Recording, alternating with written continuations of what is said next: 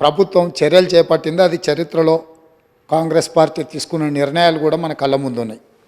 ఇలాంటి అనుభవాలన్నిటిని క్రోడీకరించి మన రాష్ట్రంలో ప్రధానంగా అన్ని వర్గాలకు సంబంధించిన సమాచారాన్ని సేకరిస్తూనే వెనుకబడిన తరగతుల వారి యొక్క అభ్యున్నతి కోసం వారికి అవసరమైన ఆర్థిక సహాయాన్ని, అదేవిధంగా రాజకీయంగా కానీ, విద్యాపరంగా కానీ, ఉద్యోగపరంగా కానీ అన్ని రకాలుగా ఆ వర్గాలకు ప్రభుత్వం అండగా నిలబడాలన్న ఆలోచనతోని మా నాయకుడు పార్లమెంట్ సభ్యుడు రాజీవ్ గాంధీ గారు వారసుడుగా రాహుల్ గాంధీ గారు ఏదైతే మాట ఇచ్చిండ్రో ఆ మాటను నిలబెట్టడానికి ఈరోజు ఈ ప్రభుత్వం పూర్తి స్థాయిలో ప్రయత్నం చేస్తుంది.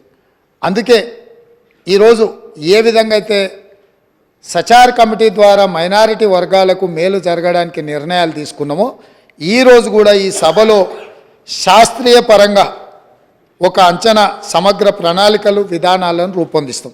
ఇందులో మరి ఎందుకు మా సభ్యులకు లేకపోతే సీనియర్ శాసనసభ్యులు మంత్రిగా వారికి సుదీర్ఘమైన అనుభవం ఉంది కడియం శ్రీహరి గారు, వారి అనుభవాన్ని ఉపయోగించి ప్రభుత్వానికి ఏమైనా సూచన చేసినా ఆ సూచనలు తీసుకొని భవిష్యత్ కార్యాచరణ నిర్ధారించుకోవడానికి ప్రభుత్వానికి ఎలాంటి భేషజాలు లేవు అధ్యక్ష.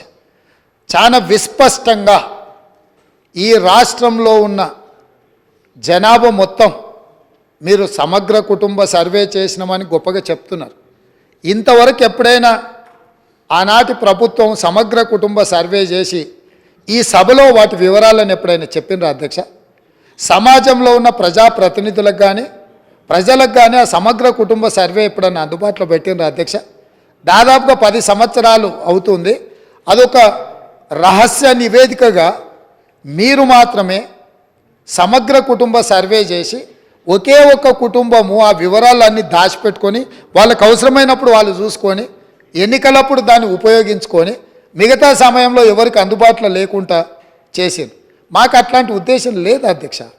మేము ఈరోజు ప్రవేశపెట్టిన తీర్మానంలో స్పష్టంగా వెనుకబడిన తరగతుల, షెడ్యూల్డ్ కులాల, షెడ్యూల్డ్ తెగల మరియు మిగతా బలహీన వర్గాలకు చెందిన ప్రజల అభ్యున్నతిని నిమిత్తం వివిధ సామాజిక, ఆర్థిక, విద్యాపరమైన, ఉపాధి, రాజకీయ అవకాశాల ప్రణాళికలను రూపొందించి అమలుపరిచేలా తెలంగాణ మంత్రివర్గం 4/2/2024 తేదీన చేసిన సిఫార్సు మేరకు తెలంగాణ రాష్ట్రమంతటా సామాజిక, ఆర్థిక, విద్యాపరమైన, ఉపాధి, రాజకీయ కుల సర్వే, కుల గణన